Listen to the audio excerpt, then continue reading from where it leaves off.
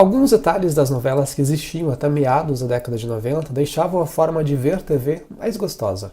Eu vou te relembrar de algumas coisas que foram deixadas para trás, ou te contar como era caso você tenha chegado na Terra só depois do ano 2000. Muito bom estar com você!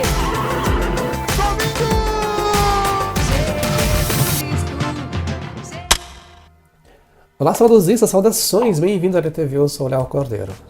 As novelas que passavam nos anos 80 tinham uma coisa especial que pareciam ser melhores do que as de hoje em dia, né? E talvez seja por alguns detalhes que foram alterados ao longo dos anos. Como, por exemplo, as cenas externas, que eram gravadas na cidade real onde se passava a trama. Isso dava mais veracidade às cenas, porque depois que as emissoras começaram a gravar em cidades cenográficas, todas as novelas ficaram meio parecidas. Até porque a Globo, que é a maior produtora de novelas, utiliza a mesma estrutura de uma cidade cenográfica para construir outra, né? Quando acaba uma novela, eles fazem algumas adaptações e já começam a gravar outra no mesmo local. E a natureza ao redor não pode ser alterada e nem sempre pode ser escondida. Então, não importa em que região do país ou do mundo ou época se passa a história, lá estão as montanhas verdes ao fundo da cidade. E um detalhe que ainda hoje marca muito uma novela é a vinheta de abertura. Aquele curto filme que dura mais ou menos 1 minuto e a sua trilha sonora contribuem muito para fazer a trama ser inesquecível. E com a tecnologia mais avançada de hoje em dia, esse detalhe também nem sempre recebe muita atenção dos diretores. Quando as emissoras tinham menos recursos, a criatividade imperava. E nada, absolutamente nada, substitui o humano. As vinhetas da Rainha Sucata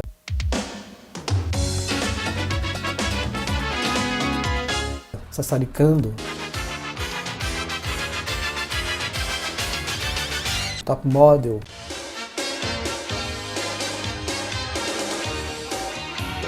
Vamp,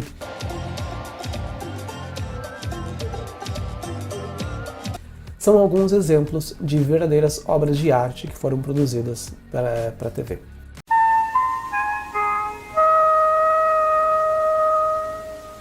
Meu querido, se você é saudosista e ainda não é inscrito aqui no canal, inscreva-se e ajude esse pobre youtuber a crescer um pouquinho mais nessa plataforma. Estou no Blogger e no Instagram também, onde posto conteúdos relacionados ao canal. Os links estão na caixa de descrição aqui embaixo. Temos também o clube de membros, onde os inscritos, como toda pessoa VIP, vê com antecedência todos os vídeos que saem aqui no canal, além de receberem outro exclusivo. A mensalidade é apenas R$ 4,99.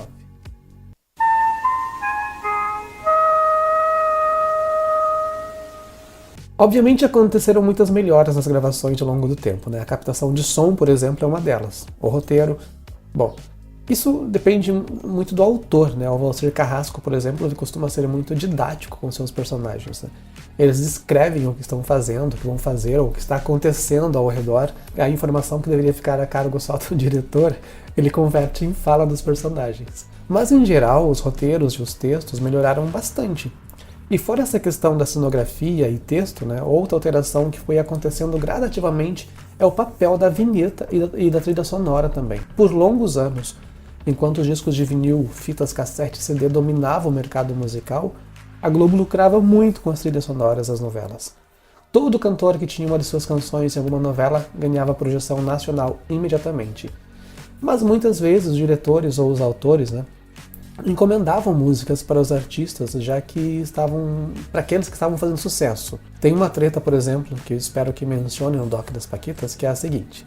Em 1991, quando passava Vamp, as Paquitas faziam muito sucesso entre os adolescentes. E o Mariozinho Rocha, que era o diretor responsável pelas trilhas sonoras das novelas da Globo, ele produziu uma música para elas para colocar na trilha sonora da novela Vamp, já que boa parte do público da trama eram adolescentes. Mas quando a música chegou nas mãos da Marlene Matos, ela deu para sua irmã, a Angel Matos, que tinha lançado um disco pelo Xuxa Discos. Estava só no meu cantinho, vivendo feliz da vida. O cara ficou uma fera, não sem razão, mas a desculpa da Marlene é que as Paquitas estavam muito ocupadas e não tinham tempo de gravar. E provavelmente a música chegou em cima da hora, né, para ele, porque havia um prazo para a matriz do disco. Eu digo isso porque, para a mesma novela, do grupo João Penca e seus miquinhos amestrados, eles escreveram a música da noite pro dia, né? Eles tinham sido convidados para produzir uma música, mas a que eles entregaram não foi aprovada, então tiveram poucas horas para produzir outra se quisessem entrar para a trilha sonora. Com o passar do tempo, acho eu que o critério de seleção passou a ser mais por quem paga para tocar a novela do que por qual música se encaixa melhor nos personagens. Ou Eu Quero Tchu, Eu Quero Tchá jamais entraria para a trilha sonora. Eu quero tchu, eu quero tchá, eu quero tchu, tchá, tchá, tchá. Em relação à vinheta de abertura, ainda funciona, né? Feliz é o cantor que tem a sua música colocada nela. Mas a relação dela com a novela já mudou bastante. Até meados da década de 90, costumava ser exibida logo no início do primeiro bloco. Antes, era reapresentada a última cena do capítulo anterior, né? Até exatamente onde foi cortada para deixar o desfecho da mesma para o dia seguinte. Ou seja, na última cena havia um corte, geralmente em um momento de suspense para deixar o telespectador apreensivo e curioso para saber o que ia acontecer no dia seguinte. E então entrava a vinheta com os créditos, e geralmente era só a metade da vinheta, né? Elas eram feitas pensadas nisso, para passar só um pedaço no final da novela.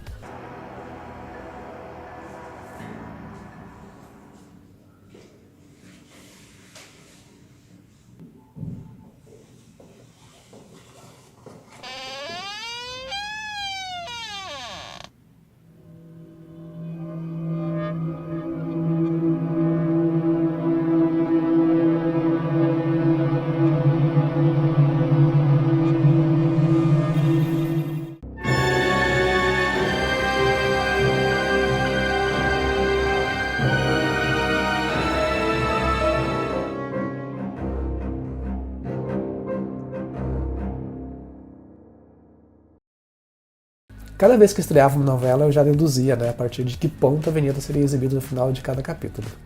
Isso quando eu era noveleiro. Sempre houve, ao menos desde que eu me entendo por gente, uma vinheta no final de cada bloco, para os comerciais, com a legenda "Estamos apresentando..."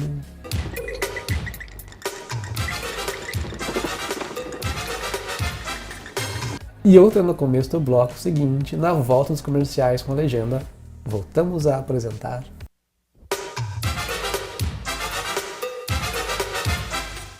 Quase sempre essas vinhetas eram pedacinhos da vinheta principal, mas às vezes eram produzidas somente para isso. A música era mais comum que utilizassem outra no lugar da oficial da abertura, né?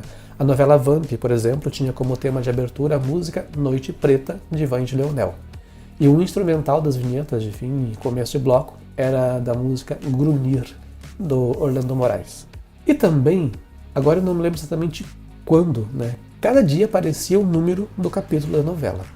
Eu acho que era no começo do segundo bloco. E também não lembro quando isso deixou de ser usado, mas deve ter sido em meados da década de 90. As novelas costumavam apresentar um bloco chamado Cenas do Próximo Capítulo, onde mostravam um pouco do que ia acontecer no capítulo seguinte. Então a última cena chegava no seu ápice, era cortada, e a vinheta que vinha a seguir era diferente. Era exclusiva para anunciar que depois do intervalo comercial ainda seriam exibidas algumas cenas do capítulo seguinte.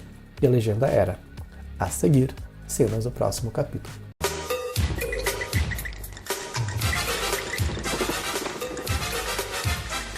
E diferente do final de cada bloco, essa vinheta não mostrava o nome da novela.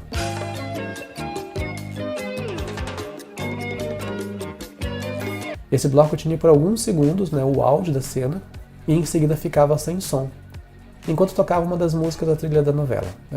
Eu acho que era apenas uma forma de divulgar as músicas do disco, mas servia também para instigar o telespectador, né, a não perder o capítulo seguinte.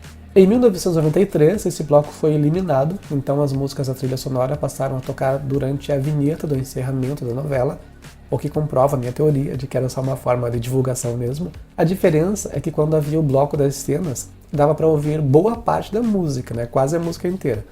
E depois passou a ser só durante alguns segundos, enquanto durava a vinheta e subia os créditos. A primeira vez, né, que eu vi foi na novela Mulheres de Areia, e pensei que tinha sido um erro da emissora, porque enquanto subiam os créditos tocava a música Guita, do Raul Seixas. Eu sou a luz das estrelas. Outra mudança foi no momento em que a vinheta de abertura passou a ser apresentada. Aquela cena final do capítulo anterior, que era cortada e só continuava depois da vinheta, deixou de existir.